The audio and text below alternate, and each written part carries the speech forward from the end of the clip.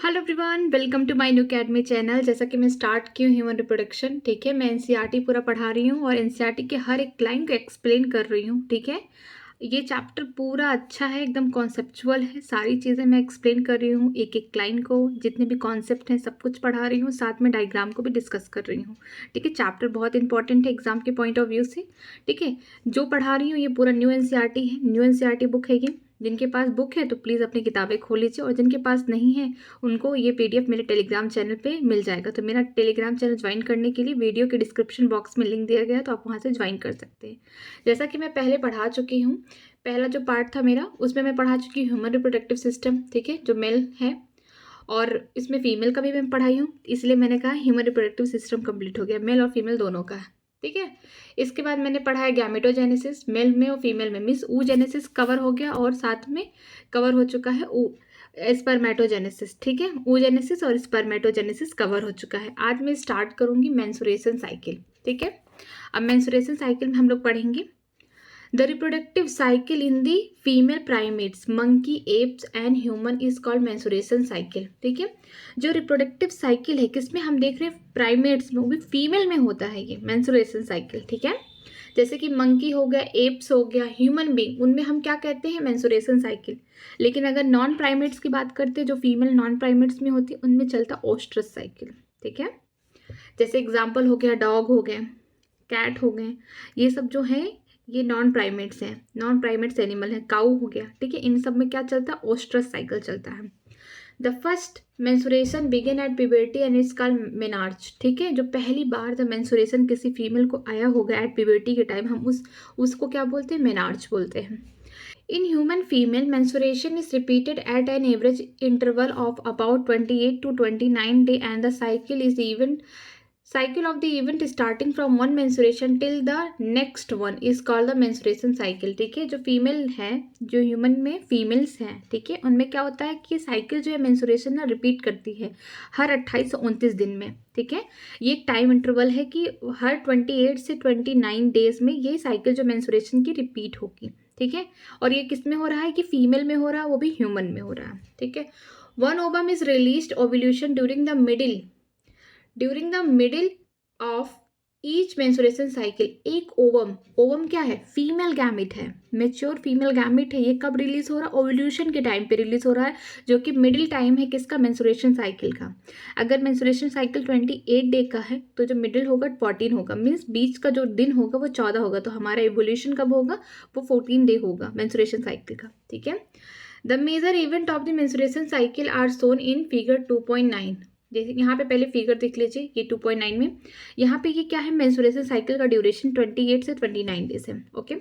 Starting के 1 to 5 days या 1 to 4 days कह सकते हैं, स्टार्टिंग के शुरुआती के 1 से 3 दिन या 1 से 5 दिन में क्या हुआ है कि मेंस, यहाँ पे मेंस का मतलब मेंस्ट्रुएशन चल रहा है, ठीक है। इस टाइम पे क्या होगा कि जो यूट्रस की जो वॉल है ना, अंदर वाली जो वॉल है इंडोमेट्रियम, वो क्या होगी, ब्रेक डाउन होगी, ठीक है। क्योंकि यहाँ पे जो ओव्यूलेशन हुआ है ओवम का, उसका फर्टिलाइजेशन नहीं हो पाया है, ठीक है, मेल गैमेट से। तो मतलब ओवम क्या अनफर्टिलाइज है, जिसकी वजह से क्या होगा कि जो इंडोमेट्रियम की वॉल है यूट्रस की, वो ब्रेक हो जाएगी, और उसमें से ब्लड, जितने भी ब्लड वेसल्स है, ये सब क्या हो जाएंगे, आउट हो जाएंगे वजाइना से, ठीक है, ब्लड के थ्रू यहाँ पे होगा। फिर यहाँ पे मान लीजिए ये 4 डेज या 5 डेज पे हो रहा, ये यहाँ से लेके 14 डे के पहले तक क्या चलेगा, कौन सा फेज, इसको बोलते हैं फॉलिकुलर फेज या प्रोलैक्टरी फेज। ये फॉलिकुलर फेज क्या होता है, पहले तो आप जान जाइए हार्मोन कहाँ कहाँ से रिलीज होंगे। अगर पिट्यूटरी, एंटेरियर पिट्यूटरी हार्मोन निकल रहे हैं, FSH फॉलिकल स्टिमुलेटिंग हार्मोन है जो फॉलिकल बनाने में हेल्प करेगा, LH, ठीक है, ये क्या करेगा ओव्यूलेशन में, FSH और LHS दोनों क्या करेंगे, ओव्यूलेशन में हेल्प करेंगे, मीन्स उस टाइम ये पीक बढ़ जाएगा और ओव्यूलेशन हो जाएगा, ठीक है। और ओवरी से 2 हार्मोन निकलते हैं जिनका नाम है एस्ट्रोजन और प्रोजेस्टेरॉन होते हैं, ठीक है। ये जो होंगे पिट्यूटरी से निकलेंगे, और ये 2 होंगे जो हार्मोन निकलेंगे कहाँ से, ओवरी से निकलेंगे, ठीक है। ये यूट्रस की कहानी है और ये ओवरी के अंदर की कहानी है, ठीक है। एक तरफ क्या है, एब्डोमेन की कहानी है, मीन्स यूट्रस है की कहानी चल रही है। एक तरफ हार्मोन्स कहाँ से बैलेंस हो रहे हैं, ब्रेन से हो रहे हैं, मीन्स हाइपोथैलेमस कर रहा है सब कुछ, ठीक है। और एक तरफ क्या करे, ओवरी में सारी कहानी हो रही, ओवरी के हार्मोन भी क्या कर रहे हैं, साथ में वर्क कर रहे हैं, और साथ में क्या यूट्रस पे भी इफेक्ट देखने को मिल रहा है। तो चलिए स्टार्ट करते हैं इसको। फॉलिकुलर फेज, लग रहा है फॉलिकल बन रहा है। अब ये कहानी फॉलिकुलर फेज किसके लिए वर्ड यूज किया गया है, ओवरी के लिए, मीन्स ओवरी के अंदर की कहानी। ओवेरियन इवेंट मीन्स ओवरी के अंदर, जो ओवरी के अंदर क्या हो रहा है, क्या होता है कि जो प्राइमरी फॉलिकल हैं वो तो बन जाते हैं कब, जब एम्ब्रॉनिक स्टेज है किसी मान लीजिए मदर कोई प्रेग्नेंट है, उसका जो यूट्रस है या वो है उसमें अगर लड़की है तो उसके जो दोनों ओवरीज है ना वहाँ पे प्राइमरी फॉलिकल बन के अरेस्ट हो जाएंगे। जब बच्ची का बर्थ होगा, बर्थ से लेकर प्यूबर्टी के पहले तक कोई भी प्राइमरी फॉलिकल में कोई चेंज नहीं होगा, कोई किसी तरीके का डिवीजन नहीं होगा। हाँ, लेकिन क्या होते हैं कुछ प्राइमरी फॉलिकल ना इसी बीच में क्या होते हैं डीजेनरेट हो जाते हैं, खत्म हो जाते हैं। ठीक है, जब प्यूबर्टी आती है, प्यूबर्टी के टाइम क्या होगा, अब प्राइमरी फॉलिकल है, अब प्राइमरी फॉलिकल के ऊपर और भी सेल आएंगे, किसकी, ग्रैन्युलोसा सेल की, तो सेकेंडरी फॉलिकल हुआ। फिर टर्सरी फॉलिकल बनेगा, मीन्स और भी ग्रैन्युलोसा के सेल आएंगे, और इसमें ये भी देखने को मिलेगा कि यहाँ पे फ्लूइड फिल्ड कैविटी प्रेजेंट है, एंड्रम। ठीक है, ये टर्सरी फॉलिकल। और टर्सरी फॉलिकल में एक चीज़ और हमने देखा था कि जो अंदर में क्या प्रेजेंट है, प्राइमरी oocyte, जो प्राइमरी oocyte था अंदर में, वो क्या करता है, फर्स्ट मियोटिक डिवीजन करता है, और वो भी क्या होता है, अनइक्वल होता है। अनइक्वल इन द सेंस क्योंकि साइज क्या है, दो सेल तो बना, लेकिन साइज क्या है, एक का छोटा एक का बड़ा है। तो जो बड़ा साइज होता है उसको, बड़े साइज वाला जो सेल है उसको हम क्या बोलते हैं, सेकेंडरी oocyte बोलते हैं। ठीक है, ये हैप्लॉइड है। और जो छोटा साइज का जो सेल है उसको बोलते हैं फर्स्ट पोलर बॉडी, ये भी हैप्लॉइड है। पोलर बॉडी का कोई काम नहीं, वो डीजनरेट हो जाता है। लेकिन ये जो सेकेंडरी oocyte है ना, ये कहाँ प्रेजेंट रहेगा, जो प्राइमरी oocyte है ना, अंदर प्राइमरी oocyte है ना, उसके साइटोप्लाज्म में प्रेजेंट रहता है, वहाँ से न्यूट्रिशन लेता रहता है सेकेंडरी oocyte। ठीक है, फिर ये जो टर्सरी फॉलिकल है, अब आगे ये क्या किस में चेंज होगा, ग्राफियन फॉलिकल या फिर मैच्योर फॉलिकल में चेंज होगा। ठीक है, ये आगे चेंज होगा। और जो सेकेंडरी oocyte बना हुआ है वही ओव्यूल्यूशन के टाइम क्या होगा, रिलीज होगा। अब इसके रिलीज में और किसका हेल्प है, उस समय जो ओवरी का हार्मोन होगा ना, जब इस तरीके से फॉलिकल बन रहे हैं, इससे क्या एस्ट्रोजन निकलता है। ठीक है, जब फॉलिकल ये बन रहे हैं, मीन्स प्राइमरी, सेकेंडरी, टर्सरी, फिर मैच्योर, ठीक है, फॉलिकल जब बन रहे हैं उस समय जो है ये फॉलिकल से एस्ट्रोजन हार्मोन निकलेंगे ओवरी से। लेकिन जो हमारा पिट्यूटरी हार्मोन लेवल है वो भी बढ़ाता है किसको, LHS और FSH को 14 डे पे, मीन्स जो मिड डे है किसका, मेंस्ट्रुएशन साइकिल का, उस टाइम क्या होगा, LH सबसे ज़्यादा पीक पे देखने को मिलेगा। ये जो ब्लू वाला है ना, ये ग्राफ पीक पे, ये किसका, LH का है, ल्यूटिनाइजिंग हार्मोन का है। और FSH भी क्या होगा, उस समय पीक पे होगा, इसे हम बोलते हैं LH सर्ज। ठीक है, और ओवरी में जो हार्मोन है, ओवेरियन हार्मोन जो है, वो किसका, एस्ट्रोजन का भी लेवल बढ़ेगा। ठीक है, 14 डे तक कहानी हो गई। लेकिन 14 डे से पहले क्या होता है, जो यूट्रस है ना, इंडोमेट्रियम की जो वॉल है वो भी क्या करेगी, अपने आप को मेंटेन करेगी। क्यों मेंटेन करेगी, क्योंकि उसको लगता है कि जो ओव्यूल्यूशन हुआ है, ये फीमेल गैमेट यहाँ से रिलीज होगा, तो क्या पता आगे चल के फर्टिलाइजेशन हो जाए मेल गैमेट से, और क्या बने, जाइगोट बने। जब जाइगोट बनेगा उसमें क्लीवेज होगा तो एम्ब्रियो बनेगा। अब एम्ब्रियो को भी कहीं तो इम्प्लांटेशन चाहिए, वो तो यूट्रस में ही जाएगा ना। तो यूट्रस की जो अंदर वाली जो वॉल है ना, इंडोमेट्रियम, वो भी क्या करती है, अपने आप को मेंटेन करती है, मीन्स ढेर सारे ब्लड वेसल्स बनाती है, ताकि जब इम्प्लांटेशन हो, जैसे कि जो यूट्रस बने वो क्या हो, इम्बेडेड हो, मीन्स यूट्रस में आगे जाके इस तरीके से, मान लीजिए ये यूट्रस है सपोज करिए, इस तरीके से यहाँ पे क्या होगा, ढेर सारे ब्लड वेसल्स बनेंगे। ठीक, ताकि यहाँ पे इम्प्लांटेशन हो और धीरे धीरे ये सब पूरा कवर कर ले, उसको न्यूट्रिशन प्रोवाइड करें। ठीक है, फिर इसके बाद ये 14 डे पे एवोल्यूशन हुआ। इसके बाद क्या होता है, अब आएगा ल्यूटियल फेज या सिक्रीटरी फेज बोलते हैं इस फेज को। ल्यूटियल और सिक्रीटरी क्यों बोला गया है, पहली बात ये, अब इतना जो ड्यूरेशन है ना, सबसे बड़ा जो फेज होता है मेंस्ट्रुएशन साइकिल में, वो ल्यूटियल फेज होते हैं या फिर सिक्रीटरी फेज होते हैं। ठीक है, सबसे छोटा फेज कौन सा होता है वो तो सब जानते हैं, ओव्यूल्यूशन फेज, ओनली 1 डे। ठीक है, 14 जो सबसे मिडिल वाला है, अगर मान लीजिए 28 डे का मेंस्ट्रुएशन साइकिल है, तो 14वां जो दिन है ना, उसी दिन क्या होगा, ओव्यूल्यूशन होगा। ठीक है, एक दिन का होता है। बाकी जो स्टार्टिंग के 1 से 3 या 1 से 5 दिन मान लीजिए, उस दिन उतने टाइम में क्या होता है, मेंस होता है, मीन्स ब्लड वगैरह निकलते हैं वजाइना के थ्रू, क्योंकि वहाँ पे जो यूट्रस की जो लाइनिंग है अंदर वाले इंडोमेट्रियम, वो ब्रेक डाउन होते हैं। ठीक है, ये मान लीजिए 1 से 3 या 1 से 5 दिन। बाकी इधर के जो डेज बचे हुए हैं वो क्या होते हैं, उसको बोलते हैं फॉलिकुलर फेज, मीन्स फॉलिकल, जो ओवरी के अंदर फॉलिकल है, प्राइमरी फॉलिकल, फिर सेकेंडरी में बदलेंगे, फिर टर्शरी में। और टर्शरी फॉलिकल के अंदर क्या होता है, जो फर्स्ट मीन्स प्राइमरी oocyte है ना, वो फर्स्ट मियोटिक डिवीजन करके बनाती है एक बड़ा सेल, जिसको बोलते हैं प्राइमरी oocyte से क्या बना है, सेकेंडरी oocyte बना है। ठीक है। और उसके साथ एक छोटा सा सेल बनेगा जिसको बोलते हैं फर्स्ट पोलर बॉडी। जो फर्स्ट पोलर बॉडी है ये क्या होती है, डीजनरेट हो जाती है। सेकेंडरी ऊ साइड जो होती है वो जो प्राइमरी ऊ साइड का साइटोप्लाज्म है वहां से न्यूट्रिशन लेता है। और ये सारी कहानी क्या होती है, टर्सरी फॉलिकल के अंदर है। और टर्सरी फॉलिकल के अंदर एक खास बात और है कि ग्रेनुलोसा की लेयर तो आएगी ही आएगी। अंदर ये क्या हो रहा है, प्राइमरी ऊ साइड किस में बदल रहे हैं, सेकेंडरी ऊ साइड और फर्स्ट पोलर बॉडी में फर्स्ट मियोटिक डिवीजन के। उसके साथ साथ क्या होगा, जो ग्रेनुलोसा की लेयर होगी ना वो क्या होगी, फ्लूइड फिल्ड कैविटी होगी, वहाँ पे एंड्रम पाया जाएगा। फिर ये जब डिवीजन हो गया, जब ये सेकेंडरी साइड बन गया, इसके आगे क्या होगा कि जो टर्सरी फॉलिकल है अब किस में चेंज होंगे, मैच्योर फॉलिकल या फिर इसको ग्राफियन फॉलिकल कहते हैं। ठीक है, ये हो गया कहाँ की कहानी, ओवरी की। और यहाँ यूट्रस में क्या होगा कि जो यूट्रस की लाइनिंग ब्रेक डाउन हुई है मेंस्ट्रुएशन के टाइम, यहाँ पे जब मेंस होगा ना तो जितनी भी लाइनिंग है ना इंडोमेट्रियम की वो क्या हो जाएंगी, ब्लड वेसल सब कुछ टूटा फूटा हो जाएगा, मीन्स बहुत ज़्यादा ही रप्चर हो जाएगा। तो उसको भी तो मेंटेन करना है। क्यों मेंटेन करना है, क्योंकि आगे क्या पता इम्प्लांटेशन हो सकता है, इसलिए नेक्स्ट मेंस्ट्रुएशन साइकिल स्टार्ट के लिए। ठीक है, तो यहाँ पे क्या हो गया कि आगे का जो ये आगे के जो डे है ना इसमें क्या होते हैं कि जो यूट्रस की लाइनिंग है धीरे धीरे अपने आप को रिकवर करती है। ठीक है, यहाँ पे ये होता है। और उस समय क्या होगा, ओवरी से ये फॉलिकल बनेंगे और यहाँ यूट्रस से क्या होगा कि जो यूट्रस की लाइनिंग है धीरे धीरे अपने ब्लड वेसल्स बनाना स्टार्ट कर देंगे, क्योंकि उनको तो लगता है कि यूट्रस में इम्प्लांटेशन होगा। ओव्यूलेशन के बाद क्या पता फर्टिलाइजेशन हो जाए और एम्ब्रियो आए, यहाँ पे इम्प्लांटेशन हो जाए। ठीक है, यहाँ पे फिर क्या होगा, जो 14 डे आएगा, 14 डे पे होता क्या है कि पिट्यूटरी हार्मोन रिलीज करते LH FSH का लेवल बढ़ जाता है। प्रेजेंट तो पहले से रहते हैं लेकिन LH का सबसे ज़्यादा लेवल बढ़ जाता है, फिर FSH का, इसे हम बोलते हैं LH सर्ज। और साथ में ओवरी से जो हार्मोन निकलते हैं इसको बोलते हैं एस्ट्रोजन। ये फॉलिकल जो बनते रहते हैं ना इनसे ही थोड़ा थोड़ा करके निकलते रहते हैं ओवरी में, क्योंकि ये कहानी ओवरी के अंदर हो रही है। तो इन्हीं फॉलिकल से ही क्या होता है, एस्ट्रोजन हार्मोन निकलते रहते हैं। ठीक है, अब मान लीजिए 14 डे आया, ओव्यूलेशन हो गया, मीन्स सेकेंडरी वो साइड तो रिलीज हो गई। ठीक है, ओवरी से अब ये तो निकल के आ गया, कहाँ पे आएगा, फैलोपियन ट्यूब वाले पार्ट में आएगा। लेकिन ओवरी की कहानी तो भी बाकी है। जो ये पीछे बचा हुआ जो ये फॉलिकल है पीछे का, ठीक है, वो कवरिंग मान लीजिए ये निकल गया, लेकिन ये तो बचा हुआ है। ये जो ल्यूटियल फेज है या फिर हम बोल सकते हैं सिक्रेटरी फेज जो है ना, इसमें क्या होता है, ये धीरे धीरे चेंज होता है। इसको बोलते हैं डेवलपिंग कॉर्पस ल्यूटियम। ठीक है, ये धीरे धीरे किस में बदल रहा है, कॉर्पस ल्यूटियम में। अब क्या होगा, जो ल्यूटियल या सिक्रेटरी फेज है इसमें क्या होगा, जो इंडोमेट्रियम की जो लाइनिंग है ना वो बहुत स्ट्रांगली अपने आप को बहुत ज़्यादा सेल डिवाइड करेगा और बहुत ढेर सारे ब्लड वेसल्स बनाएंगे। इसलिए बनाएंगे क्योंकि ओव्यूलेशन हो चुका है, क्या पता आगे हो सके जो ओव्यूलेशन हुआ, जो सेकेंडरी साइड रिलीज हुई, क्या पता ये मेल गैमेट के साथ इसका फ्यूजन हो जाए और जाइगोट बने, फिर धीरे धीरे उसमें क्लीवेज हो, क्या पता आगे चल के यूट्रस में आके इम्प्लांट हो।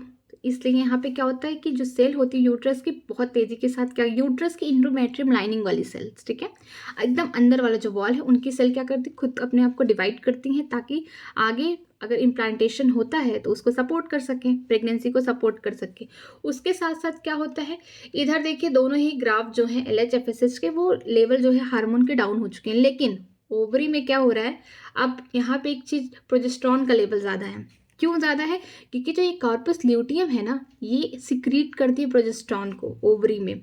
अब तक यहाँ फॉलिकल बन रहा था तो क्या सिक्रीट हो रहा था, एस्ट्रोजन हो रहा था। लेकिन अब ये देखिए यहाँ पे कॉर्पस ल्यूटियम जो बचा हुआ है ओवरी में, अब ये क्या सिक्रीट कर रहा है, प्रोजेस्टेरॉन। और साथ साथ क्या देखने को मिलता है कि यहाँ पे एस्ट्रोजन भी क्या होते हैं, हाई होता है। ठीक है, प्रोजेस्टेरॉन के साथ साथ ये एस्ट्रोजन भी हाई होते हैं। मीन्स अगर ग्राफ की बात की जाए तो स्टार्टिंग में कौन सा ज़्यादा है, मीन्स ओव्यूलेशन के पहले तक या ओव्यूलेशन तक बोल सकते हैं एस्ट्रोजन है, प्रोजेस्टेरॉन का लेवल कम है। और साथ साथ ओव्यूलेशन वाले दिन LH और FSH का पीक ज़्यादा है। लेकिन ओव्यूलेशन हो गया उसके बाद क्या हो गया, LH FSH क्या हो गया, इसका पीक डाउन हो गया। लेकिन प्रोजेस्टेरॉन का लेवल हाई हो गया क्योंकि यहाँ कॉर्पस ल्यूटियम इनको सिक्रीट करते हैं ताकि प्रेगनेंसी मेंटेन रहे। ठीक है, उसके साथ साथ एस्ट्रोजन का भी क्या हो रहा है, पीक आ रहा है, मीन्स एस्ट्रोजन भी ओवेरियन हार्मोन रिलीज हो रहा है। ठीक है, चलिए अब स्टार्ट करते हैं इसको। The cycle start with the menstruation phase when the menstruation flow occur and it lasts 3 to 5 days. Cycle start कब होती है, मेंस्ट्रुएशनल फेज से होती है। जब क्या होता है कि मेंस्ट्रुएशनल फ्लो होता है और ये दिन 3 से 5 दिन का होता है। ठीक है, जो इंडोमेट्रियम की वॉल होती है ना वो ब्रेक डाउन होती है और उनके सारे ब्लड वेसल्स वगैरह आउट हो जाते हैं बॉडी से ब्लड के थ्रू, ठीक है, वजाइना के through. The menstruational flow result due to the breakdown of endometrium lining of the uterus and its blood vessel which comes form of the liquid that come out through vagina. ठीक है। जो मेंस्ट्रुएशनल flow होता है वो क्या है, breakdown है। किसका ब्रेकडाउन है, इंडोमेट्रियम लाइनिंग का ब्रेकडाउन है। इसमें क्या होता है कि जितने भी ब्लड वेसल बने हुए हैं यहाँ पे, ये देखिए ये ब्लड वेसल्स हैं, ठीक है, ये क्या होते हैं, ब्रेक डाउन हो जाते हैं और जिसकी वजह से क्या होता है, वो लिक्विड के फॉर्म में, मीन्स ब्लड के फॉर्म में वजाइना के थ्रू आउट हो जाते हैं, ठीक। Menstruation only occur if the released ovum is not fertilised. Menstruation तभी होगा जब जो ओवम है ना, जो निकला हुआ ओवम है, कब, ओवल्यूशन के टाइम, जो ओवल्यूशन हो रहा है ना, ये ओवल्यूशन के टाइम ये क्या ओवम या सेकेंडरी ओसाइट जो रिलीज हो रहा है, अगर ये फर्टिलाइज नहीं हो रहा है मेल गैमेट से, तो क्या होगा, इनका क्या हो जाएगा, मेंस्ट्रुएशन हो जाएगा, मीन्स ये आउट हो जाएंगे। आगे चलते हैं। Lack of menstruation may be indicative of pregnancy. However, it may also causes due to some other underlying cause like stress, poor health, etc. Lack of menstruation cycle, अगर किसी का menstruation cycle नहीं होता, हो सकता है कि वो प्रेग्नेंट है, हो सकता है, कंफर्मेशन नहीं है, ये हो सकता है, मे बी प्रेग्नेंट है, क्या पता ये भी हो सकता है कि वो स्ट्रेस की वजह से भी हार्मोन का डिसबैलेंस हो जाता है बॉडी में, जिसकी वजह से भी मेंस्ट्रुएशन नहीं होता है, या तो हेल्थ बहुत ख़राब है बॉडी में, क्या पता ब्लड की कमी हो, ठीक है, कोई बीमारी है या फिर कोई हेल्थ इशू है, ब्लड का सही से ब्लड ही नहीं बन रहा है, तो ये भी हो सकता है तभी मेंस्ट्रुएशन ना हो। तो ज़रूरी नहीं कि अगर मेंस्ट्रुएशन नहीं हो रहा है तो फीमेल प्रेग्नेंट ही हो, और भी इश्यूज़ हैं, चाहे वो उसका हेल्थ सही नहीं है या फिर स्ट्रेस की वजह से हार्मोन डिसबैलेंस हो गया जिसकी वजह से मेंस्ट्रुएशन नहीं हुआ, ठीक है। आगे चलते हैं। The menstruational phase is follow by the follicular phase. ये मेंस्ट्रुएशन फेज के बाद अब कौन सा फेज आ रहा है, फॉलिकुलर फेज, यहाँ पे फॉलिकल वगैरह बनेंगे, ठीक है।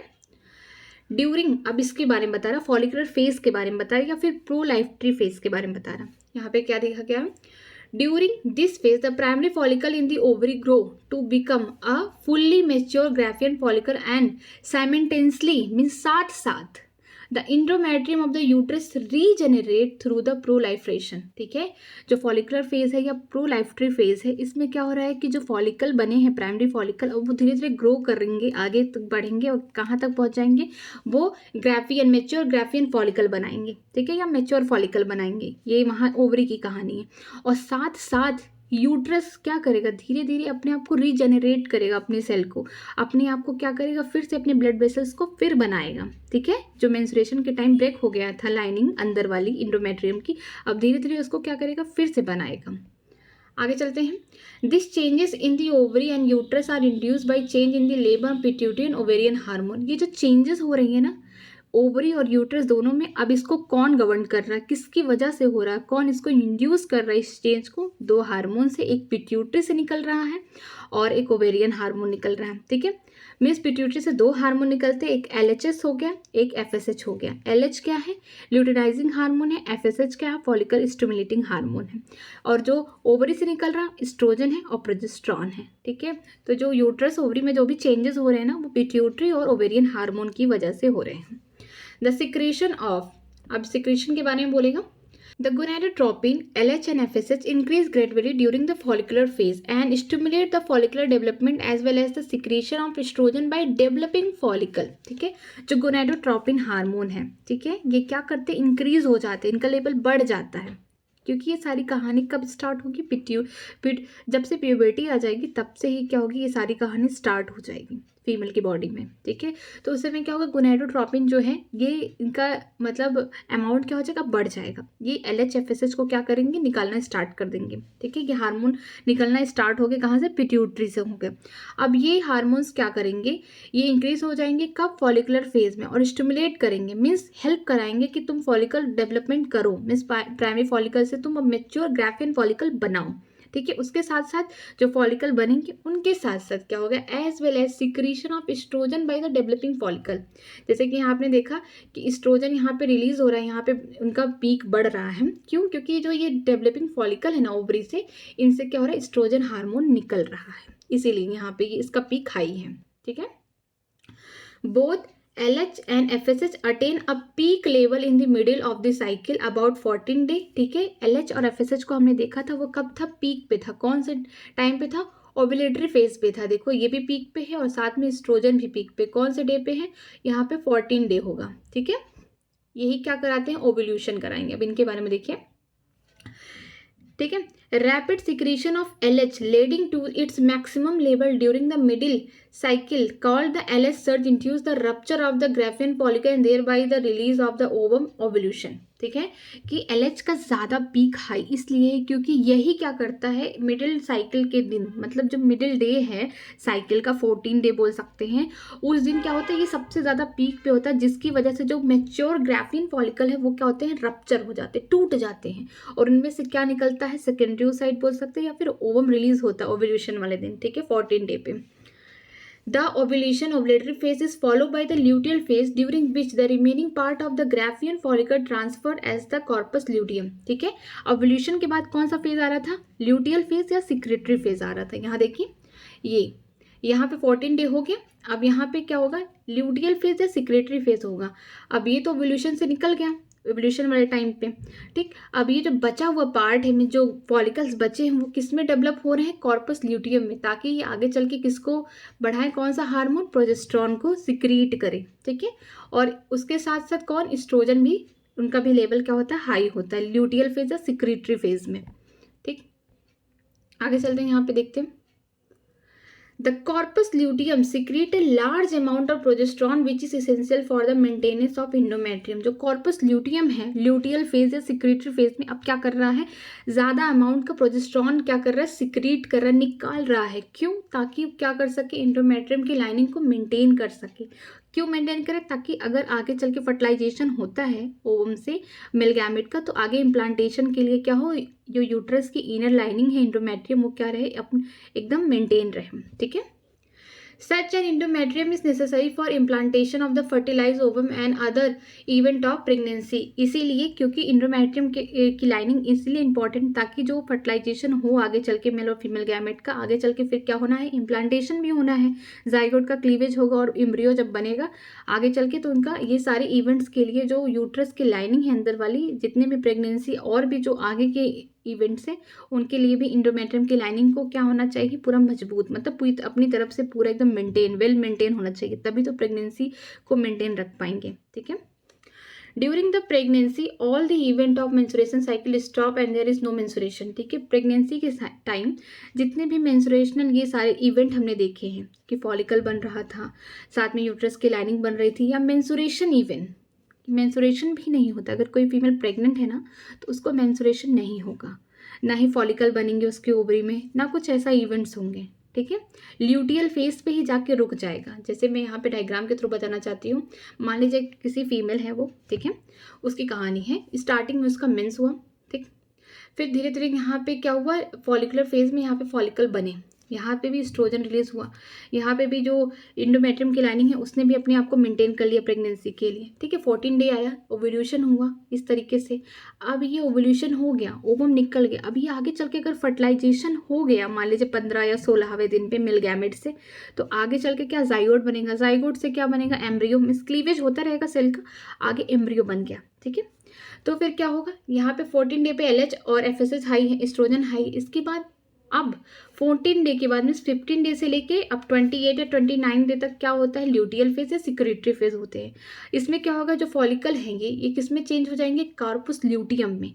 ठीक है, ये ल्यूटियल फेज यहाँ पे है. ठीक, जब वहाँ मान लीजिए इम्प्लांटेशन होने की बारी आई तो यहाँ पे जो ल्यूटियल फेज है, यहाँ पे जो इंट्रोमेट्रियम की जो लाइनिंग है वो बहुत ज़्यादा सिक्रीट कर रही हैं कुछ, और ये पूरी तरीके से मतलब अपने आप को मतलब डेवलप कर ली हैं, पूरे सेल्स अपने आप ब्लड वेसल्स बन गए हैं, ताकि इम्प्लांटेशन के लिए बहुत ज़्यादा सही हो. ठीक है, ताकि वो न्यूट्रिशन दे सके एम्ब्रियो को. ठीक है, और जो कॉर्पस ल्यूटियम है, ठीक है, ओवरी में ये क्या सिक्रीट करेंगे, प्रोजेस्ट्रॉन सिक्रीट करेंगे, और जो इंडोमेट्रियम की लाइनिंग है ये भी क्या करेंगे, अपने ब्लड वेसल्स वगैरह को ढेर सारा बना ली हैं, ताकि इम्प्लांटेशन बहुत सक्सेसफुल हो जाए. ठीक है, प्रेगनेंसी सक्सेसफुल हो जाए.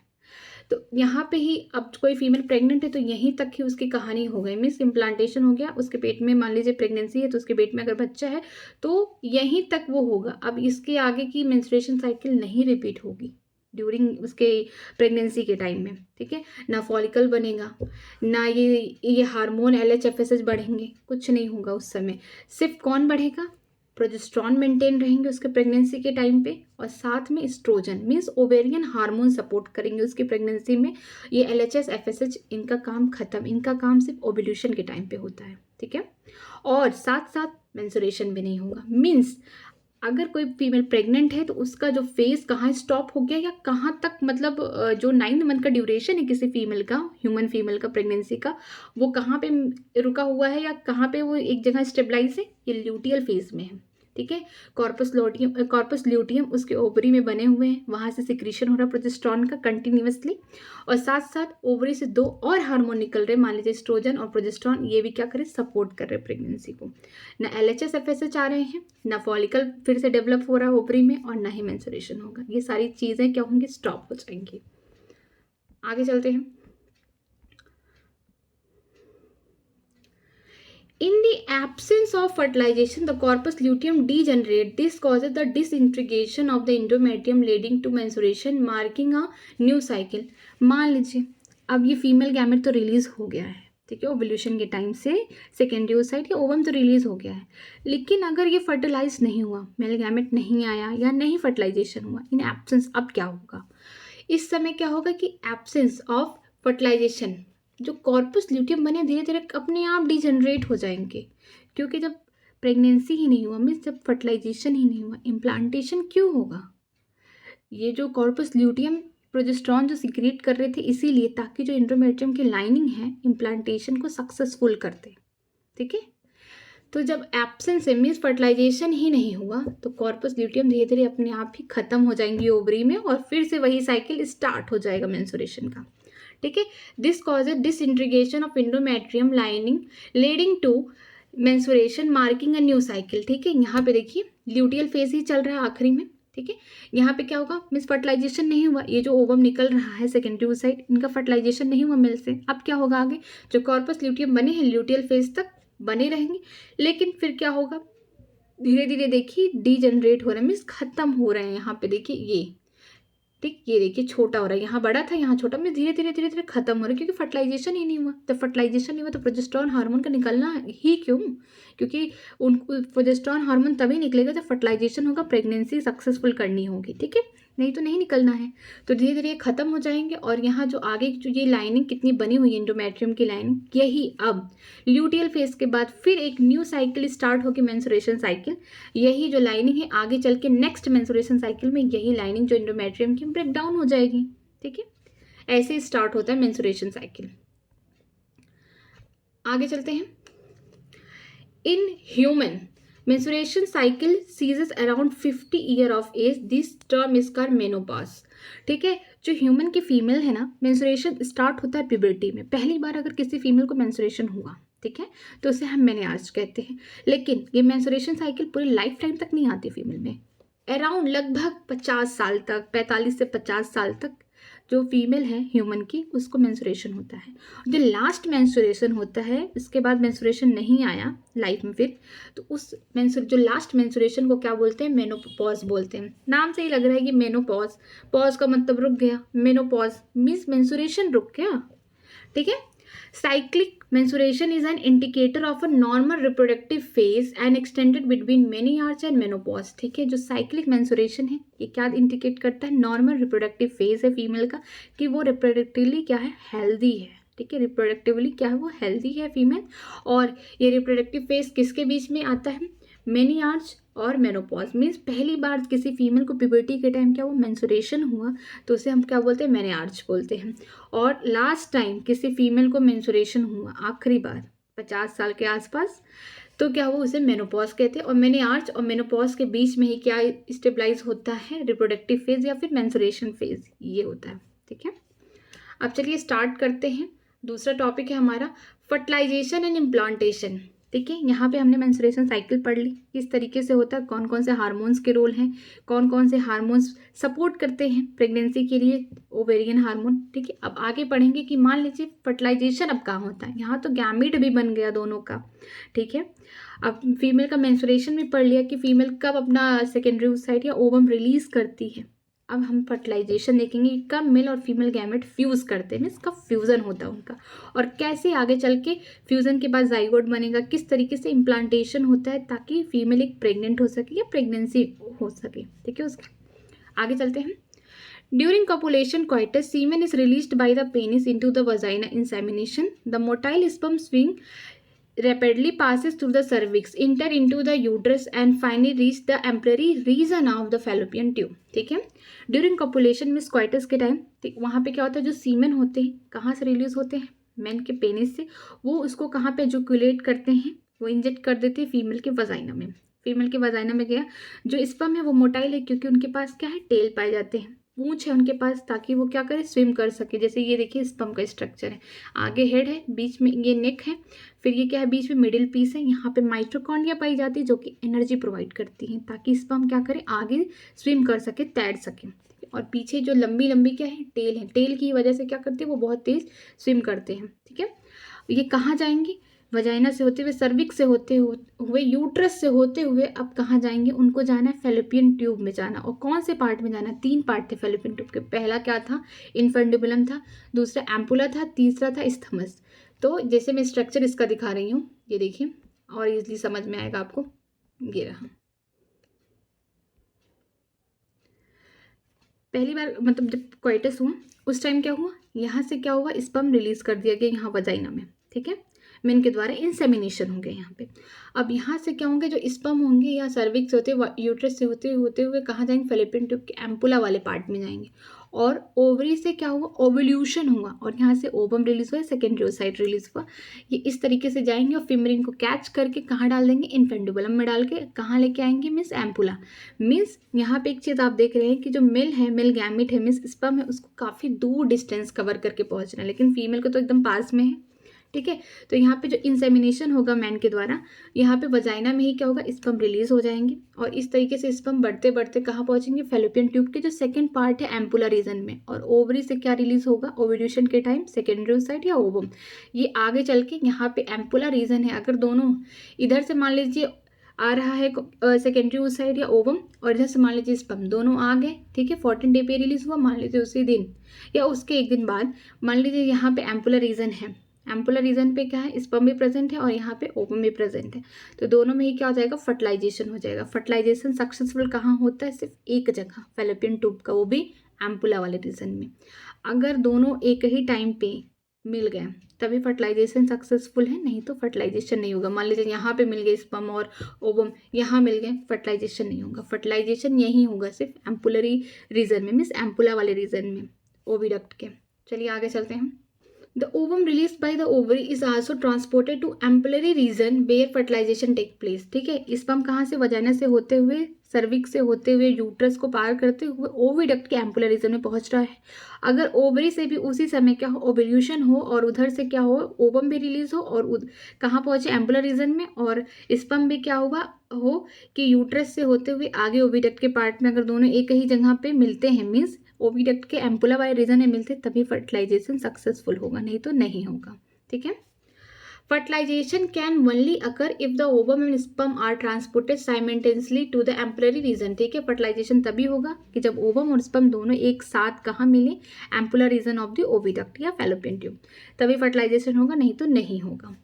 This is the reason why not all copulation led to fertilisation and pregnancy. इसीलिए यही रीज़न है कि जितने सारे कॉपुलेशन या फिर क्वाइटस होते हैं उनमें फर्टिलाइजेशन प्रेगनेंसी नहीं होती है. क्यों नहीं होती, क्योंकि स्पर्म और ओवम को दोनों को एक ही जगह मिलना है, कहाँ पे, एम्पुलर रीजन पे, तभी फर्टिलाइजेशन होगा, नहीं तो नहीं होगा. आगे चलते हैं.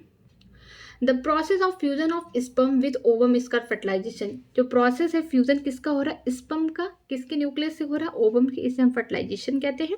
ड्यूरिंग फर्टिलाइजेशन, अब फर्टिलाइजेशन में क्या होता है, sperm come in contact with the zona pellucida layer of the ovum. Ovum जो है सेकेंडरी ओसाइट, उसने एक लेयर बनाई थी, कब बनाई थी, ग्राफियन फॉलिकल में. अगर जिसको नहीं याद है ना तो पिछला मेरा लेक्चर उठाइए, उस पर देखिए, मैंने बहुत अच्छे से oogenesis पढ़ाया, तो आपको वहाँ पे हर एक चीज़ डिटेल में मिल जाएगी, तो आप ज़रूर उसको देखिए. आपको ये पॉइंट मैंने वहीं बताया है कि जो जूना प्लसीडा की लेयर होती है सेकेंडरी ओसाइट, कब बनाती है, जब वो मेच्योर या ग्राफियन फॉलिकल में प्रेजेंट रहती है. ठीक है, and induce the change in the membrane that block the entry of additional sperm. ठीक है, क्या होता है फर्टिलाइजेशन के टाइम, ये जो स्ट्रक्चर है इसको देखिए, ये देखने में क्या लग रहा है आपको, ये कुछ घास वास नहीं है. ठीक है, ये बस ग्रीन कलर का बताया गया है, बट ये एक डायग्राम है किसका, यहाँ पे ओवम या सेकेंडरी ओसाइट बोल सकते हैं. ये क्या है, बीच में ओवम है. ठीक, और साइड साइड में देखिए कुछ इस तरीके से लग रहा है, कुछ लीफ जैसा, लीफ नहीं है, सेल है, किसका, सेल ऑफ कॉर्नर रेडिएटा, ठीक है, ये सेल है चारों तरफ इस। और ये देखिए जो पहला ये वाला लाइनिंग है जो सबसे आगे वाला है, इसको बोलते हैं जूना प्लेसूडा बोलेंगे, ठीक है। अंदर वाली लाइनिंग को सोच रहे होंगे क्या होगा, ये प्लाज्मा मेम्ब्रेन है, ठीक है, मैं पीएम कर दी हूँ, प्लाज्मा मेम्ब्रेन है किसका, ओवम का। ओवम का प्लाज्मा मेम्ब्रेन तो रहा होगा, लेकिन उसने जब ग्राफियन फॉलिकल या मैच्योर फॉलिकल के ही अंदर उसने क्या किया, अपने प्लाज्मा मेम्ब्रेन के ऊपर भी एक और लेयर बना ली, किसका, जूना प्लासूडा का, ठीक। यहाँ पे देखिए प्लाज्मा मेम्ब्रेन और जूना प्लासूडा के बीच में एक स्पेस देखने को मिल रहा है, इसको हम बोलते हैं पेरीवेंटिलाइन स्पेस, ठीक। अब आप देख रहे होंगे कि ये भी स्पर्म, ये भी स्पर्म, ये भी स्पर्म, इतने सारे स्पर्म हैं। यहाँ पे तो 3 ही दिखाया है, लेकिन एक क्वाइटस के टाइम 200 से लेकर 300 मिलियन स्पर्म रिलीज होता है, ठीक है, जिनमें से 60% के पास नॉर्मल शेप एंड साइज होते हैं, उनमें से भी 40% के पास क्या होता है, विग्रस मोटेलिटी होता है, ठीक है, बहुत तेज से चलते हैं वो अपने ओवम की तरफ, ठीक। यहाँ पे क्या होगा कि ये जो ढेर सारी सेल है किसका, कॉर्नर रेडिएटा की, ठीक। ये आगे का जो पहला वाला जो लेयर है, या फिर हम बोल सकते हैं जो पहली वाली मेम्ब्रेन है, किसका, जूना प्लासूडा की है। अंदर वाली मेम्ब्रेन को हम प्लाज्मा मेम्ब्रेन कहेंगे, अंदर क्या है, ओवम बैठी हुई है, ठीक। एक ही स्पर्म आएगा जो जूना प्लासूडा की लेयर को क्या करेगा, आगे हमने देखा था ना कि स्पर्म का जो हेड है उसके पास एक ऐसे कैप लाइक स्ट्रक्चर था, उसको हम एक्रोसोम बोल रहे थे, उसमें ढेर सारे एंजाइम प्रेजेंट थे।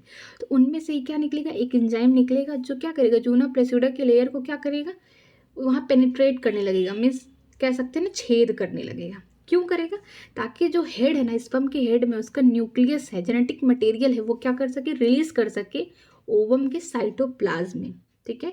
जो जूना प्लासूडा की लेयर है ना, सिर्फ एक ही स्पर्म को एंट्री देती है जो सबसे पहले रेस में फर्स्ट आता है, ठीक है। इतने सारे स्पर्म तो एजुकुलेट हो गए मैन के द्वारा, लेकिन कोई एक ही स्पर्म होगा जो फीमेल के ओवम को फर्टिलाइज करेगा, जो सबसे पहले पहुंचेगा कहाँ, जूना प्लासूडा की लेयर के पास, उसी का स्पर्म, उसी का जो एक्रोसोम है वही जूना प्लासूडा की लेयर को पेनिट्रेट कर पाएगा, छेद कर पाएगा, और अपना जो जेनेटिक मटेरियल है या फिर अपना जो न्यूक्लियस है हेड के थ्रू वो कहाँ पे ट्रांसफर करेगा, जो ओवम का साइटोप्लाज्म है यहाँ पे, ठीक है। और बाकी और सारे स्पर्म का क्या होगा, जो जूना प्लासूडा की लेयर है ना, इसीलिए है कि और जो एडिशनल स्पर्म आएंगे ना, उनको रोक सके, उनकी एंट्री को रोक दे, ठीक है, प्रिवेंट कर दे। क्योंकि एक ओवम एक ही स्पर्म से क्या होगा, फर्टिलाइज होगा। ढेर सारे स्पर्म हो तो उससे क्या ही मतलब है, उसको तो बस एक ही स्पर्म से फर्टिलाइज होना है, तो वही स्पर्म फर्टिलाइज कर सकेगा जो सबसे पहले आएगा, जूना प्लासूडा की लेयर को पेनिट्रेट करेगा और अपना जेनेटिक मटेरियल या न्यूक्लियस को ट्रांसफर कर देगा ओवम के साइटोप्लाज्म में, ठीक है। तो यहाँ पे फर्टिलाइजेशन, लेकिन एक खास बात और, oogenesis का ही पार्ट है, मैं बता देना चाहती हूँ कि जो ओवम है, ओवम तुरंत नहीं बनता, ये सेकेंडरी ओसाइट रिलीज होते हैं ओवुलेशन के टाइम, ठीक है। यहाँ पे जब तक ये आएगा स्पर्म का मतलब जेनेटिक मटेरियल कहाँ, साइटोप्लाज्म, ठीक है, ओवम के साइटोप्लाज्म में, उससे पहले जो सेकेंडरी ओसाइट है ये सेकेंड मियोटिक डिवीजन करेगा, ठीक है, ये सेकेंड मियोटिक डिवीजन करेगा और फिर से 2 अनइक्वल डिवीजन होगा, मीन्स एक छोटा सेल बनेगा, एक बड़ा सेल। जो छोटा सेल है वो सेकेंड पोलर बॉडी बनाएगा, जो बड़ा सेल है यही बनाएगा क्या, फीमेल गैमेट, ओटिड बोलते हैं या फिर ओवम बोल सकते हैं, ये बनेगा। और ये ओवम फिर जाके जो मेल का न्यूक्लियस है उसके साथ फ्यूजन करके फिर जाइगोट की फॉर्मेशन होगी, ठीक है। तो ये जो oogenesis का पार्ट है और किताबों में नहीं दिया है इस समय, पहले बुक जो पुरानी एनसीईआरटी थी उसमें अच्छे से दिया था कि फर्स्ट मियोटिक डिवीजन ओवुलेशन के पहले होता था, ठीक है, प्राइमरी ओसाइट में सेकेंडरी ओसाइट बनाता था, और जो सेकेंड मियोटिक डिवीजन है ये फर्टिलाइजेशन के पहले होता है, कि मीन्स जब तक यहाँ पे आता है जो स्पर्म का हेड, जब तक यहाँ पे एंट्री करेगा यहाँ पे, तब तक जो ओवम है ना, अंदर का ओवम नहीं सेकेंडरी ओसाइट है, ये क्या करेगा, सेकेंड मियोटिक डिवीजन करके एक सेकेंड पोलर बॉडी बनाएगा और दूसरा जो बड़ा सेल होगा ओटिड बनाएगा या फिर ओवम बनाएगा। फिर ये ओवम जो यहाँ का न्यूक्लियस है, मीन्स स्पर्म का जो न्यूक्लियस के साथ फ्यूजन करके जाइगोट बनाएगा, फिर जाइगोट के जो सेल हैं आगे क्लीवेज करके एम्ब्रियो में कन्वर्ट हो जाएंगे, ठीक है। अब आगे बढ़ते हैं। During fertilization sperm come in contact with zona pellucida layer of the ovum, ठीक है, and induce changes in the membrane that block the entry of the additional sperm. जैसा हमने देखा कि फर्टिलाइजेशन के टाइम जो स्पर्म है ढेर सारे कहाँ पे आ गए, जूना प्लासूडा के लेयर के पास, ठीक है। तो जूना प्लासूडा की लेयर सिर्फ एक ही स्पर्म से क्या हो जाएगी, पेनिट्रेट होगी, बाकी जो स्पर्म है उनको अपने मेम्ब्रेन में चेंज करके बाकी स्पर्म की जो एंट्री है ना उसको ब्लॉक कर देगी, रोक देगी। Thus it ensure that only one sperm can fertilise an ovum, ठीक है। ये जूना प्लासूडा की लेयर ही ना इंश्योर करती कि एक स्पर्म एक ओवम को ही फर्टिलाइज कर सकता है। ढेर सारे स्पर्म हो ना उससे फर्टिलाइजेशन नहीं होगा, केवल एक ही स्पर्म एक ओवम को फर्टिलाइज करेगा, क्योंकि जूना प्लेस्यूडा की जो लेयर है ना सिर्फ एक स्पर्म को एंट्री देगी, बाकी सबके लिए अपने मेम्ब्रेन में चेंजेस कर देगी, एडिशनल जो स्पर्म और भी प्रेजेंट है उनको ब्लॉक कर देंगे उनकी एंट्री को, ठीक है। The secretion of the acrosome help the sperm enter into the cytoplasm of the ovum through the juna placida and the plasma membrane, ठीक है। प्लाज्मा मेम्ब्रेन बाद में लिखा, देखिए आगे। The secretion of the acrosome, acrosome का secretion कहाँ से हो रहा है, जो स्पर्म का हेड था ना वहाँ पे एक्रोसोम, आगे कैप लाइक स्ट्रक्चर था ना हेड में आगे, वहाँ पे एक्रोसोम प्रेजेंट थे। क्यों प्रेजेंट थे, क्योंकि वहाँ से कुछ एंजाइम निकलेंगे जो जूना प्लेस्यूडा की लेयर में क्या करेंगे, छेद बनाने स्टार्ट कर देंगे, जगह बनाने स्टार्ट कर देंगे, पेनिट्रेट कर देंगे, ताकि वो अपना जेनेटिक मटेरियल, अपना न्यूक्लियस साइटोप्लाज्म में ओवम के या सेकेंडरी साइट के भेज सकें, तभी तो फर्टिलाइजेशन होगा। जो एक्रोसोम है वो कहाँ प्रेजेंट है, स्पर्म के हेड पे, जो स्पर्म के हेड पे कैप लाइक, यहाँ मान लीजिए ये हेड है, ये मिडिल पीस हो गया, ठीक है, ये इस तरीके से, ये टेल हो गया, ठीक है स्पर्म का, ठीक। यहाँ पे क्या है, उसका डीएनए है, मीन्स हैप्लॉइड होगा, उसका जेनेटिक मटेरियल यहाँ प्रेजेंट है, और आगे ऐसे कुछ कैप लाइक स्ट्रक्चर है, ठीक है। ये कैप लाइक स्ट्रक्चर में ही क्या एक्रोसोम प्रेजेंट है, यही जाके ना ये जो वॉल है में जो मेम्ब्रेन है ना, ये इसे वो क्या करता है, पेनिट्रेट करता है, इसमें से कुछ एंजाइम निकलते हैं ताकि ये अपने जेनेटिक मटेरियल को कहाँ डाल सके, एंट्री करा सके, ओवम के साइटोप्लाज्म में, ठीक है।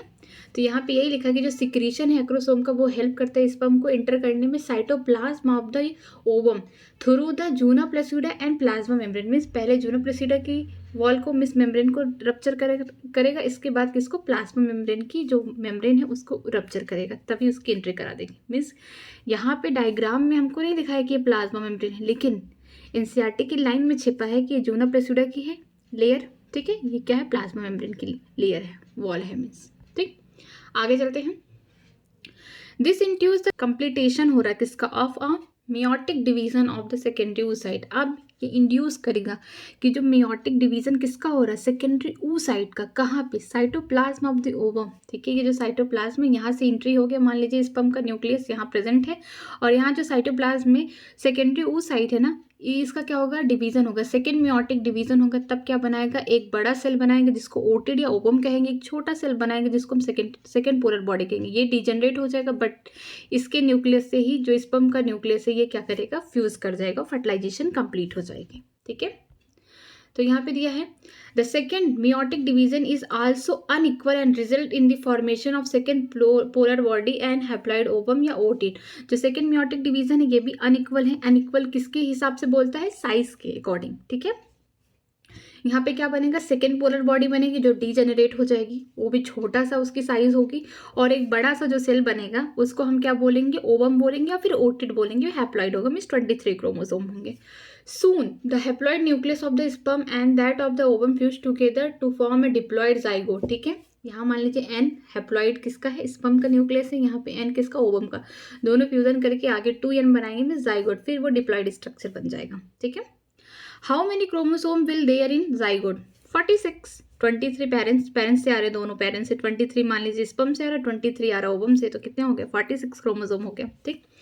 One has to remember that the sex of the baby has been decided at this stage, ठीक है। अब जो सेक्स है बेबी का कौन से स्टेज में, जब फर्टिलाइजेशन होता है ना दोनों गैमेट्स का, तभी डिसाइड हो जाता है कि बच्चा लड़का है या लड़की है, ठीक है।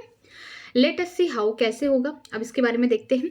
As we have know the chromosome pattern in the human female that is XX and male में XY, ठीक है। आप जैसा कि जानते हैं कि 46 क्रोमोसोम होते हैं, 22 पेयर चाहे मेल हो या फीमेल हो क्या होते हैं, ऑटोसोम होते हैं, ठीक है, 22 पेयर।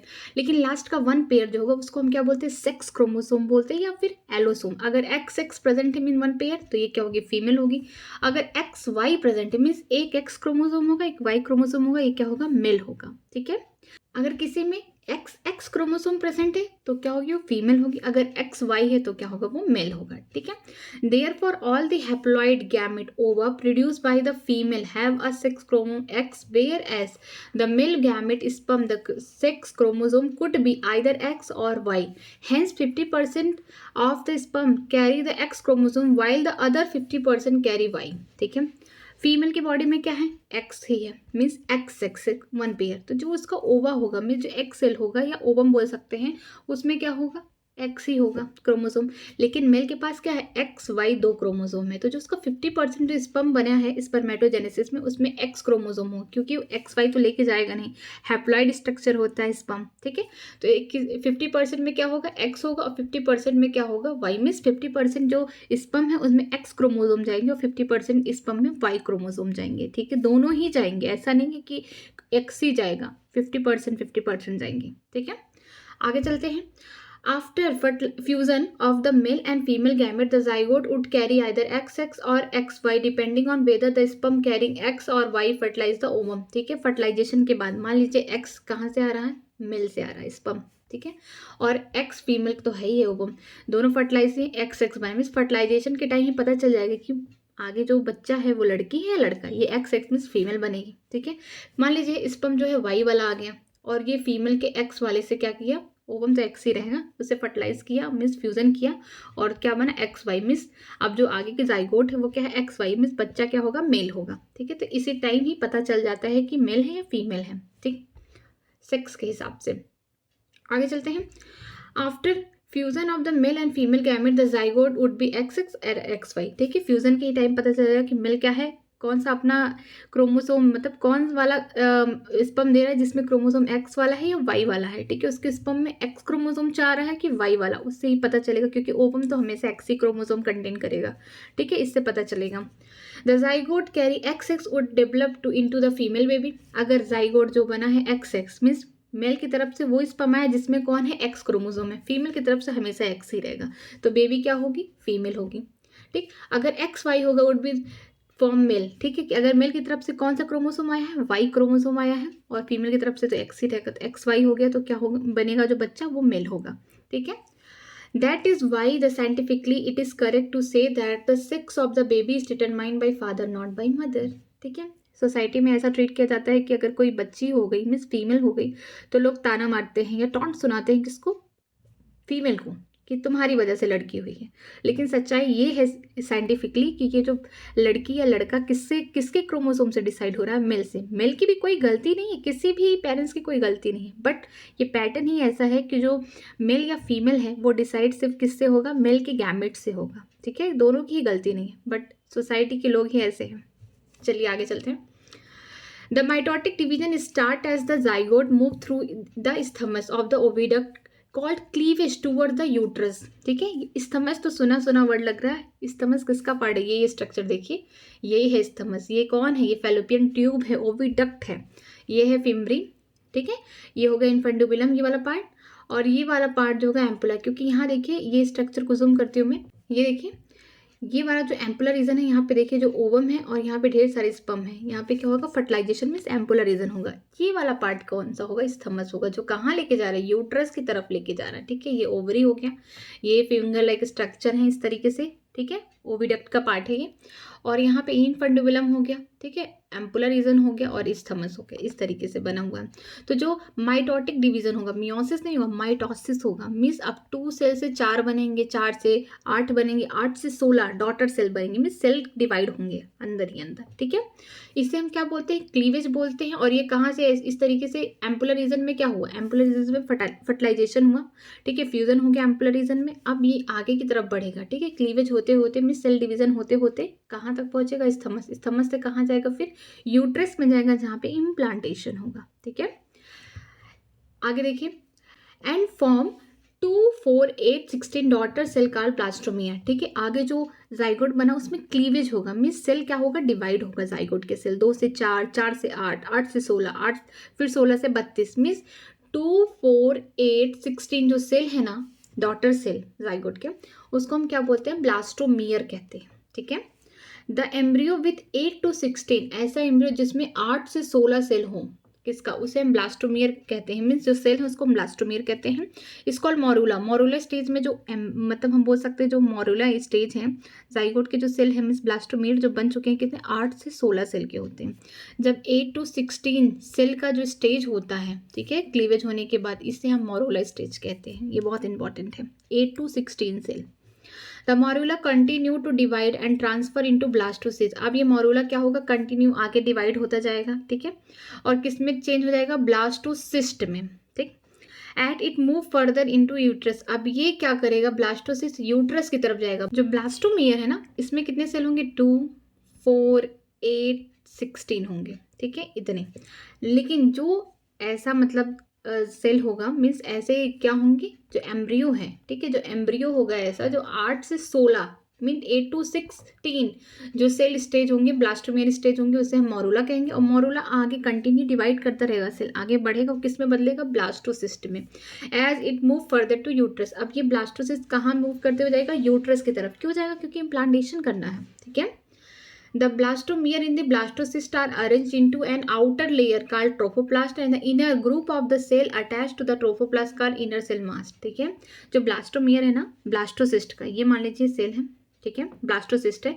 जो बाहर की तरफ से जो सेल होंगे, जो बाहर की तरफ जो क्या होंगे, इम्बेडेड होंगे, कहाँ, यूट्रस में। तो जाके इनको क्या करना है, धसना है, तभी तो इम्प्लांटेशन होगा, ठीक है। ये जो बाहर का जो लेयर है, इसे हम क्या बोलेंगे, ट्रोफोप्लास्ट बोलेंगे। यही जाके क्या करेगा, ये जो यूट्रस की जो टिश्यू है ना, उनके साथ जाके अच्छा सा कनेक्शन बनाएगा, ठीक है। बाहर की लेयर ट्रोफोप्लास्ट वाला, जो अंदर की लेयर है, इस तरीके से सेल अंदर एक जगह में ढेर सारी सेल रहेंगी, इसे हम क्या बोलेंगे, इनर सेल मास। यही इनर सेल मास जो अंदर है ना, यही एम्ब्रियो में बनती है।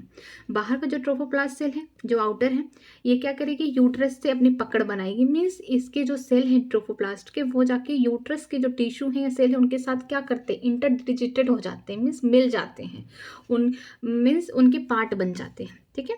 और लेकिन जो अंदर के जो इनर सेल मास है, ये जो है आगे चल के क्या करते हैं, यही डिवाइड करते हैं, और यही इसी से क्या बनेगा, फिर यहाँ पे फीटस की डेवलपमेंट होगी एम्ब्रियो के बाद, ठीक है। The trophoblast layer are then get attached to endometrium and the inner cell mass get differentiated as embryo, ठीक है। जो ट्रोफोप्लास्ट लेयर था, वो किससे जाके जुड़ेगा, वो जुड़ेगा इंडोमेट्रियम की लाइनिंग से। यूट्रस की जो इंडोमेट्रियम की लाइनिंग है अंदर वाली, उससे जुड़ेगा, ठीक है। इसीलिए तो इंडोमेट्रियम की लाइनिंग को इतना मेंटेन किया जा रहा था। ल्यूटियल फेज में खूब खूब सिक्रीशन हो रहा है, किसका, प्रोजेस्टेरॉन का हो रहा है, ताकि जो इंडोमेट्रियम की लाइनिंग है ना, एकदम तैयार रहे, किसके लिए, इम्प्लांटेशन के लिए। और जो इनर सेल मास है ना, अंदर वाला जो सेल है, मीन्स जो मैंने स्ट्रक्चर बनाया है, जो बाहर वाला होगा वो ट्रोफोप्लास्ट होगा, ये जाके कहाँ जुड़ेगा, इंडोमेट्रियम की वॉल से, यूट्रस के। लेकिन जो अंदर वाला जो सेल है ना, इस तरीके से ये जो इनर सेल मास है, ये क्या बनाएगा, डेवलप करेगा एम्ब्रियो। फिर एम्ब्रियो किससे बदलेगा, फीटस में, फिर न्यू यंग्स होगा, okay. After attachment the uterine cell divided rapidly and cover the blastocyst. Attachment के बाद क्या होगा, जो यूट्रस के जो सेल है ना, वो खूब डिवाइड करेंगे। ऐसा तो है नहीं कि अगर मान लीजिए इम्प्लांटेशन हो गया तो यूट्रस के सेल कवर ही नहीं किया, खूब अपना वो क्या करेंगे, वो भी खूब डिवाइड करेंगे। मीन्स इंडोमेट्रियम की जो वॉल है, अपने आप को और डिवाइड करके फिर क्या करेगी, पूरी तरीके से ना कवर कर लेगी किसको, ब्लास्टोसिस्ट को, ठीक है। जो ब्लास्टोसिस्ट है, उसका जो ट्रोफोप्लास्ट है, मीन्स बाहर वाला जो लेयर है ट्रोफोप्लास्ट, यही तो जाके जुड़ा है किससे, यूट्रस की लाइनिंग से, मीन्स इंडोमेट्रियम से, ठीक है। As a result the blastocyst become embedded in the endometrium of the uterus, this is का implantation and leading to pregnancy, ठीक है। यही रिजल्ट होता है आगे चल के कि जो ब्लास्टोसिस्ट है वो पूरी तरीके से यूट्रस की जो वॉल है, मीन्स इंडोमेट्रियम वॉल है, पूरी तरीके से इम्बेडेड हो गए हैं, क्योंकि पूरा वॉल क्या कर लिया, ट्रोफोप्लास्ट को पूरी तरीके से घेर लिया ब्लास्टोसिस्ट के, ठीक है। वहाँ पे जाके एकदम फिक्स हो गया, मीन्स इम्बेडेड हो गया है, कहाँ पे, यूट्रस की वॉल में, मीन्स इंडोमेट्रियम की वॉल में ब्लास्टोसिस्ट पूरी तरीके से। और यही दिखाता है क्या, इम्प्लांटेशन, और इम्प्लांटेशन बताता है कि प्रेगनेंसी, ठीक है, ये प्रेगनेंसी दिखा रहा है। आगे देखिए कुछ स्ट्रक्चर दिए हैं। ये वाला पार्ट क्या है, फीमेल का रिप्रोडक्टिव पार्ट है। ये मान लीजिए ये यूट्रस है, ठीक, ये फैलोपियन ट्यूब है, ये ओवरी है। स्ट्रक्चर थोड़ा कार्टून टाइप का दिखा दिया गया है इसमें, ठीक है। यहाँ पे देखिए ये वाला जो स्ट्रक्चर है, ओवरी का ओवल्यूशन हुआ, दिखाना चाह रहा है कि जो ढेर सारे फॉलिकल हैं वो कन्वर्ट होके किस में पहुँच गए हैं, अपने मेच्योर ग्राफियन फॉलिकल में पहुँच गए, ओवल्यूशन हुआ, और ये फॉलिकल देखिए पीछे रह गया, और यहाँ से क्या हो गया, सेकेंडरी उस साइड रिलीज हो गया। ये फिम्बरी है, उसको कैच कर लिया, इस तरीके से आराम से कैच कर लिया। अब कैच कर लिया तो इसको कहाँ लेके जाएगा, इन्फंडिबुलम, मीन्स ओविडक्ट के रास्ते लेके जाएगा। कहाँ लेके जाना, फर्टिलाइजेशन वगैरह करा के यूट्रस में जाना है अल्टीमेटली, तभी तो प्रेगनेंसी होगा, ठीक है। तो यहाँ से देखिए क्या निकला, सेकेंडरी साइड निकला। अब इधर से स्पर्म भी निकल के आते हुए सर्विक्स से होते हुए यूट्रस की तरफ से चलते हुए ओविडक्ट के कहाँ, एम्पुलर रीजन में प्रेजेंट है। इधर से भी ओवम कहाँ आ गई, एम्पुलर रीजन में। यहाँ पे जो बी वाला क्या हो रहा है, फर्टिलाइजेशन हो रहा है, ठीक है, यहाँ फर्टिलाइजेशन हो गया एम्पुलर रीजन में। अब यहाँ जाइगोट बन गया।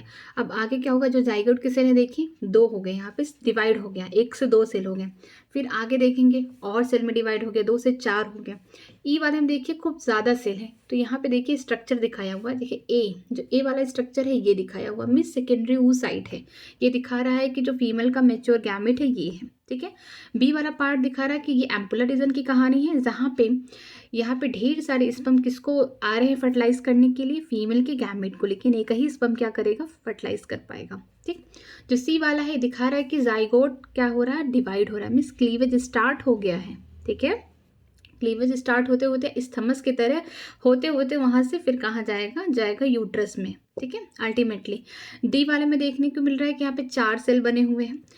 मोरूला स्टेज में तो सेल काउंट नहीं कर सकते हैं, क्योंकि मोरूला स्टेज में क्या होता है, कितने सेल होते हैं, 8 से 16 सेल होते हैं। ठीक है, 8 से 16 सेल वाली जो स्टेज होगी ब्लास्टोमेयर की, उसे हम मोरूला कहते हैं। फिर मोरूला के जो सेल होंगे आगे मिस डिवाइड करेंगे। ठीक है, वो क्या बनाएंगे, ब्लास्टोसिस्ट, उसका ये देखिए ब्लास्टोसिस्ट ये रहेगा। ठीक है, मोरूला के जो सेल होंगे आगे और डिवाइड करेंगे। ठीक है, ये देखिए ये ई वाला जो है मोरूला है। ठीक, एफ वाला देखिए, ये एफ वाला देख रहे हैं ना, और सेल डिवाइड कर लेंगे, यहाँ तो थोड़ा कम है, यहाँ पे और सेल डिवाइड हो गया। ठीक है, अब देखिए ये और सेल डिवाइड हो। जी वाला फिगर देखिए ये ब्लास्टोसिस्ट है, मीन्स यहाँ पे देखिए अरेंजमेंट कुछ और तरीके से सेल में हो गया। यहाँ पे तो नॉर्मली क्या हो रहे थे, जो जाइगोट के सेल थे वो माइटोसिस करके डिवाइड कर रहे थे। यहाँ पे देखिए अरेंजमेंट कर दिया सेल, कैसे, बाहर की तरफ देखिए सेल आउटर लाइन में जैसे सर्कल की तरह बना दिया। ठीक है, जैसे लग रहा है कि आउटलाइन बना दिया। ये क्या है, जो बाहर की जो इस तरीके की अरेंजमेंट, इसी को कहते हैं ट्रोफोप्लास्ट। ठीक है, जो ब्लास्टोसिस्ट का जो बाहर का ये लेयर, इसे ट्रोफोप्लास्ट कहते हैं। जो अंदर के सेल इस तरीके से, इसे इनर सेल मास कहते हैं। यही ट्रोफोप्लास्ट क्या करता है, इम्प्लांटेशन कराता है, मीन्स यही जाके इम्बेडेड होता है यूट्रस में। यहाँ देखिए ये जी वाला स्ट्रक्चर ये यहाँ पे है, देखिए यही स्ट्रक्चर है ना, ये ब्लास्टोसिस्ट का यही आया। और देखिए ये यूट्रस है, ये यूट्रस इस तरीके से बना हुआ है, यूट्रस का इंडोमेट्रियम ये वॉल है अंदर। ठीक है, इसी में देखिए किस तरीके से ये जो स्ट्रक्चर है ब्लास्टोसिस्ट, ये आके इम्बेडेड हो गया। किसके थ्रू हुआ, ये ट्रोफोप्लास्ट जो बाहर की लेयर है इससे हुआ। ठीक है, और जो अंदर की जो सेल है इस तरीके से, ये जो अंदर की सेल है ये क्या है, इनर सेल मास है, यही आगे चल के क्या करेंगे, एम्ब्रियो की फॉर्मेशन करेंगे। और जो बाहर का जो ट्रोफोप्लास्ट है ये जाके इंडोमेट्रियम की जो वॉल है यूट्रस के, उसके साथ अच्छे से क्या हो जाएंगे, पूरी तरीके से इम्बेडेड हो जाएंगे, ताकि इम्प्लांटेशन सक्सेसफुल हो जाए और प्रेगनेंसी हो जाए। ठीक है, आज के क्लास में यहीं पे ख़त्म करती हूँ। आगे के 2 टॉपिक और हैं वो मैं कल कवर करूँगी। ठीक है, किसी भी तरीके की कोई डाउट हो, किसी भी तरीके की कोई भी प्रॉब्लम हो, कोई भी कॉन्सेप्ट में कोई भी दिक्कत हो रही हो, तो प्लीज़ कमेंट सेक्शन में कमेंट करिए, मैं उस सब चीज़ का आंसर दूँगी। अगर आज की क्लास अच्छी लगी हो तो प्लीज़ लाइक करिए, सब्सक्राइब करिए मेरे चैनल को। और आज के लिए इतना ही, थैंक यू वेरी मच। आज की क्लास अगर अच्छी लगे तो please like and subscribe my channel new academy, और मेरा टेलीग्राम का लिंक डिस्क्रिप्शन बॉक्स में है, तो आप वहाँ पे जाके ज्वाइन कर सकते हैं। और जितने भी ये PDF हैं, शॉर्ट नोट्स हैं, वहाँ पे आपको मिलेंगे। Thank you.